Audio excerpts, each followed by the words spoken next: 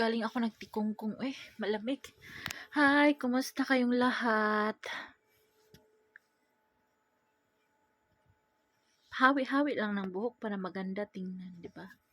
Maganda na. Taba ching-ching. Ay, Diyos ko. Enhance kanunay panabang. Naglaba ako, guys. Gamit ko kamay. Ang dami kong nilabhan. Damit Bilal ni Elias sa akin. Sa kay Mayra.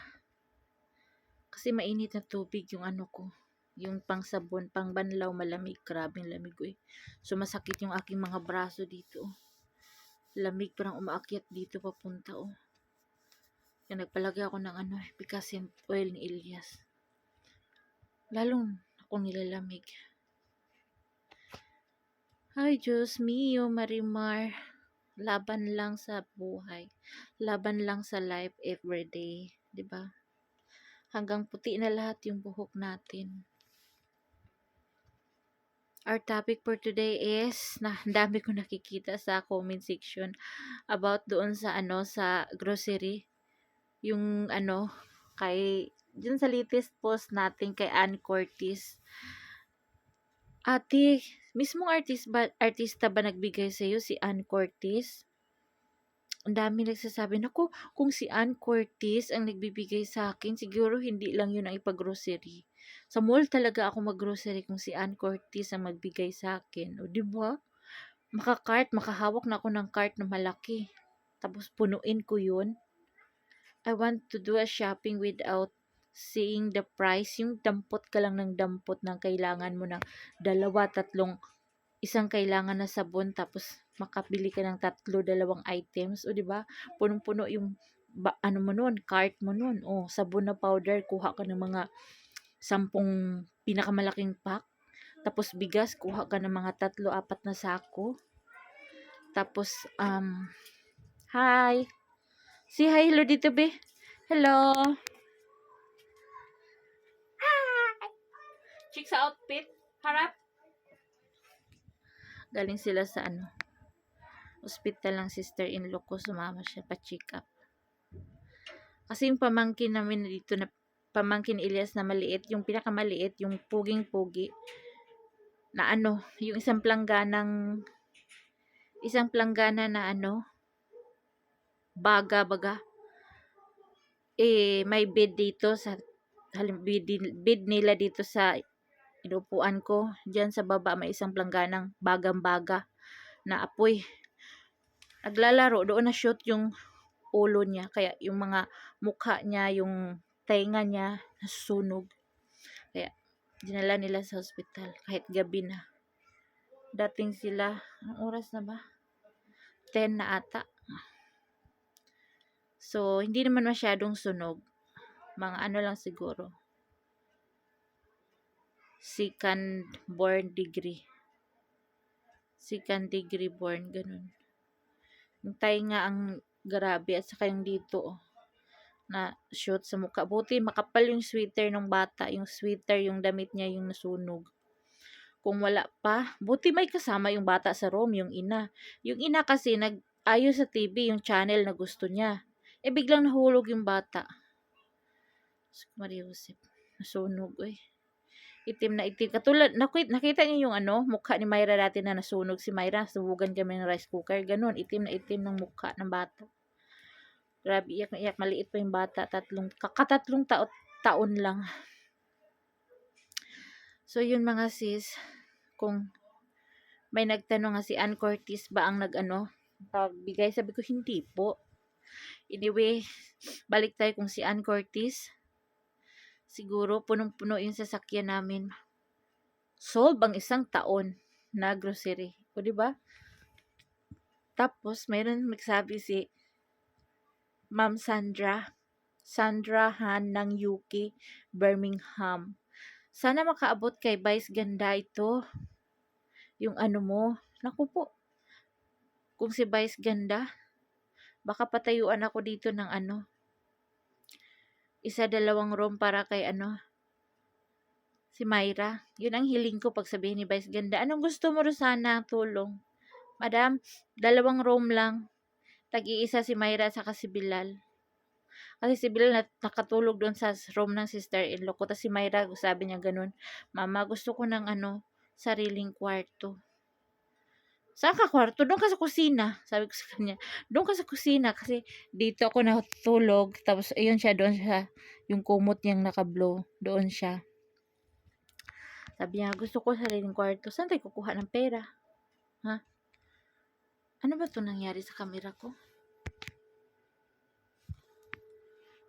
Malabo ba mga sis? Hindi. Tapos yun, sabi niya, doon ka sa kusina ka, sarili mo yung kusina. Ayoko doon, natakot ako. Lalo na pag umulan dito. Kami lang dito may bubong na na taas, yero. Pag umulan, natakot sila kasi malakas yung tunog.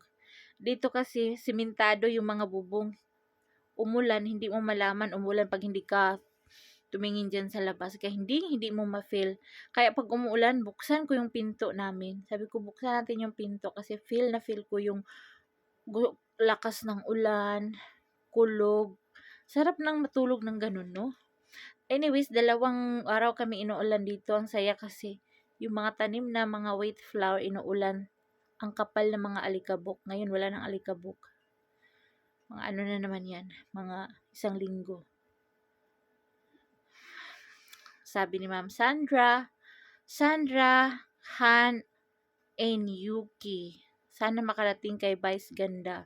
Oo mga sis, parating yung, sino may friend dyan, parating yung kay Vice Ganda at saka kang Ma'am Ann Curtis na artista. O diba? Pag i-grocery ako nun, nag-i-imagine ako, 1 cart kay Ilyas, puro bigas. 1 cart kay Bilal, puro harina. 1 cart kay Myra, puro mantika. 1 cart kay Sammy, puro mga sabon. Kami 2 ni Sammy.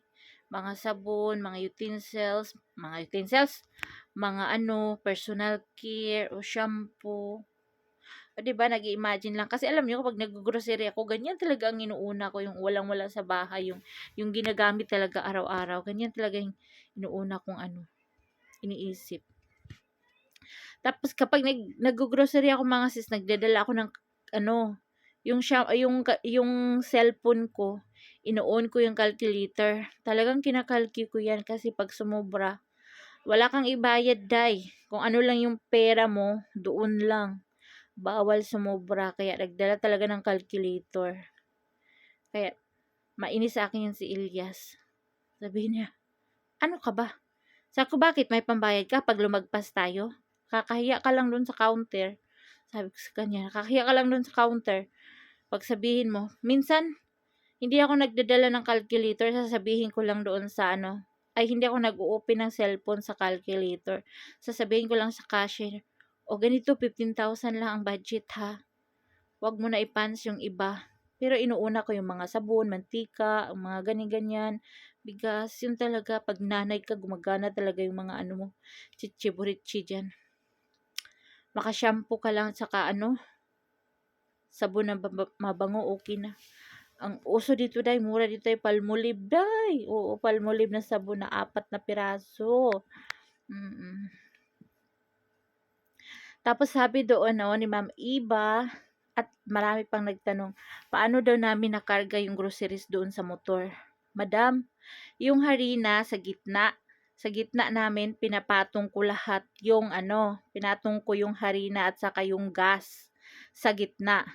Tapos sa harapan ng motor namin, 'di ba may mga bakal 'yun? Merong left and right, may mga bakal 'yun, lagayan ng mga plastic. Yun doon, nakalagay yung mga plastic. Tapos sa harapan ni Ilyas, may nakalagay pa rin siya. Tapos, yung yung tawag nito, yung manok ko, pinatong ko sa legs ko, sa paa ko. Sus ko, nagduga pa naman yung manok. Uy, nabasa yung aking damit ko. Nalamig ako kasi ang lamig ng hangin. Sabi ko, punyimas, bagong bihis ng damit ko, tapos mangamoy na ako, kaya ayun, nakabihis na ako. Agad-agad, amoy manok tuloy ako. Thank you kay Ma'am Ann Curtis sa meron siyang ano sa'kin, matalino siya, meron siyang parang siya yung ano nakapanood talaga siya since I started my vlog talaga, oo. Kasi meron siyang opinion, madami, opinion to my vlog, how do I do more to more success in life, o 'di ba? Thank you Ma'am Arnie, thank you Ma'am Ann Curtis. Salamat. Papunta namin yun sa tindahan, naka-video pa ako sa mga daan-daanan namin. Ikot-ikot namin yung bukid. Pero pagbalik nun, wala nang video kasi hindi na makahawak. Kaya yung bag kong dala, cross talaga yan, naka-cross sa body ko yan kasi para hindi na mahulog-hulog. Ganun yung mga bag ko, cross body bag talaga, hindi yung mga pamayaman na ano, ilagay lang sa braso, hindi yun. Tapos, may isa pa akong topic mga sis, nabasa ko sa comment section. Halimbawa, Miss Rosana,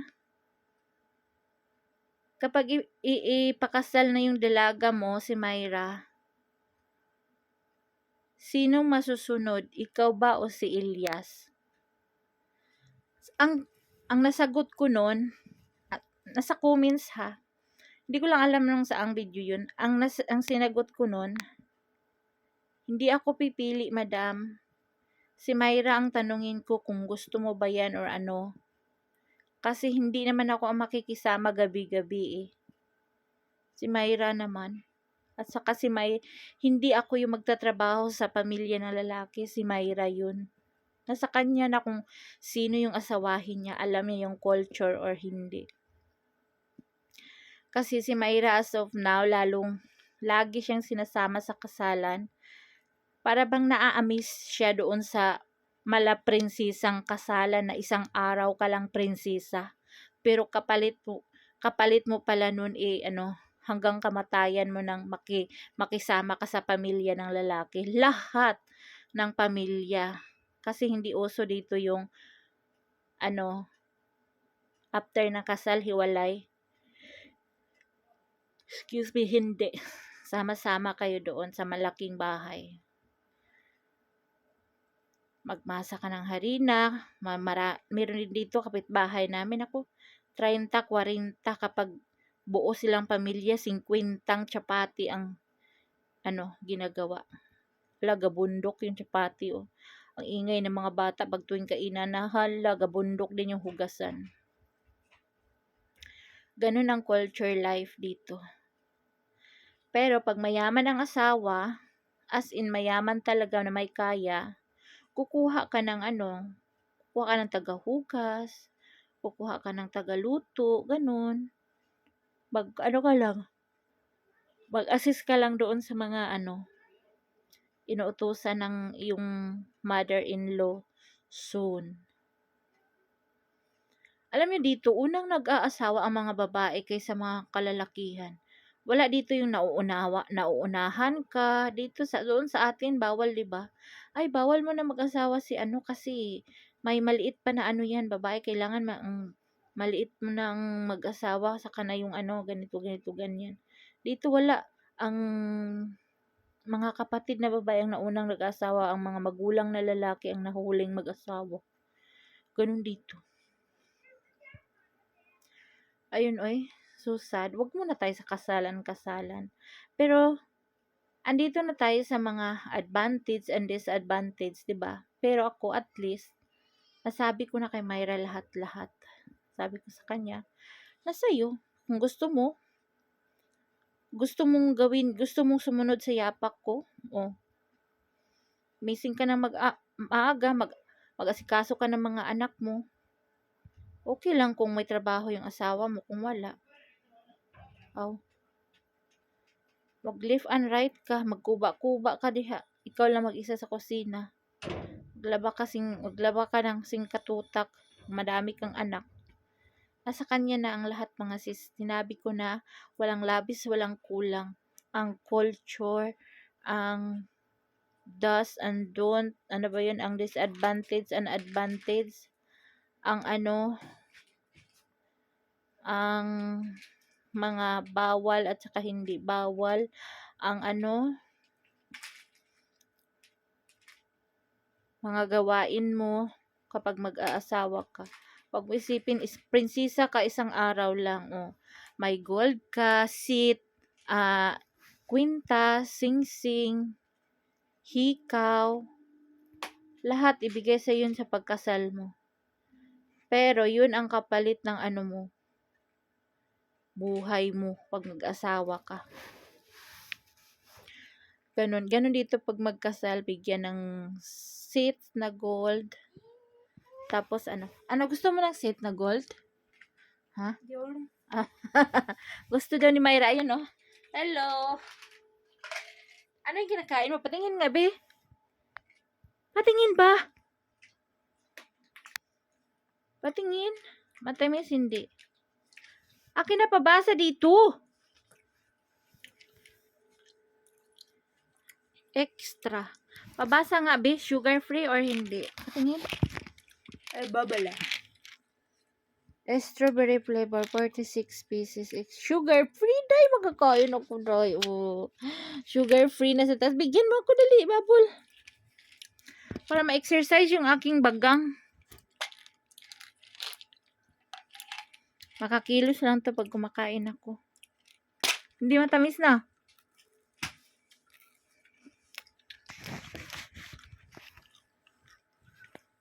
Nga, ang tamis. Ang tamis. Hindi masyado matamis. Sugar free.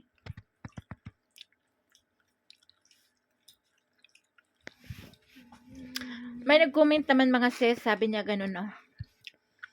Sa latest video ko, di ba ang background music ko doon yung ni Elias, yung hilik ni Elias. Sabi niya, Rosana, bigyan mo naman kami ng quality na video. Sabi ko, madam, kung ano lang talaga yung everyday life ko dito, yun lang ang masishare ko sa inyo. Yung quality ni video, ano bang hinahanap mo yung quality na video? Yung mag-out of town ako, yung maganda yung mga background, yung maganda yung mga Andito ako sa bukid, madam, saka mahirap lang ako, hindi ako mayaman. Kung travelers lang ako, madam, maganda siguro yung video ko, madam. Punta ako sa ganito, sa ganyan. So, yun. Lahat ng mga nasa comments, nasagot ko na. So, ayan siya, oh. Arrange niya yung higaan niya.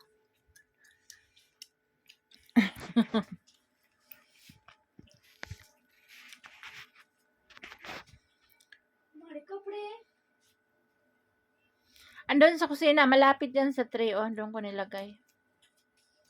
Oh, naglakaw-lakaw siya. Wala siyang medyas. Hindi ka nilamig. Babaeng haliparot. Narinig ko lang yan sa TV. Babaeng haliparot.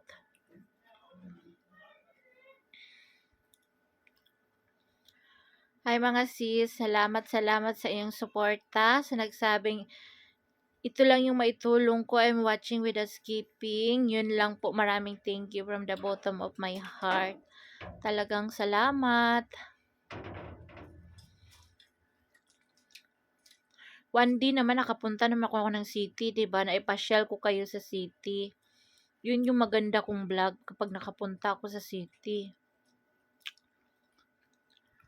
Ngayon, hindi na ako nag-video ng araw-araw mga ngahoy kasi parang wala nang manonood pag araw-araw ako mga ngahoy yung video ko.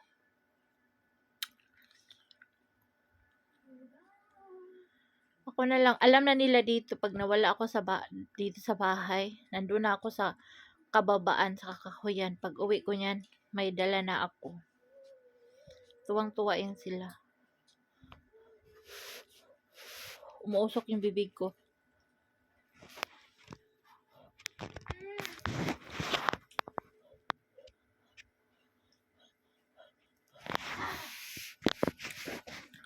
So, yun mga sis, thank you, salamat sa mga comments, sa mga OFW, salamat, thank you so much sa inyong suporta. God bless everybody.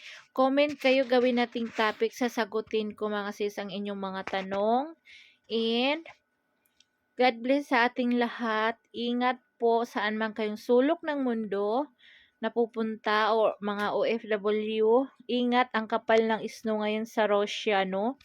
Grabe, nababalot yung mga building ng mga snow. Russia. Ha? Russia. Russia daw, Russia, sabi ni Mayra. Sabi ko daw, Russia. Sabi niya, Russia. Diba? Correction. Ay, correction pala sa spelling ko yung famous. Mali talaga yung famous. Ang dami kong nabasa na correction. Salamat sa inyo pag-correct sa akin. Thank you so much. Mag-correct lang ha. Huwag niyo lang akong awayin. Oo, matanda na ako. Minsan mali-mali talaga. Minsan hindi perfect ng tao, diba? Walang perfect sa mundo. Expect sa perfecto na apelyido. Meron kong kakilala na perfecto ang apelyido. So, yun ang mga sis. Thank you. See you next video. Bye. God bless.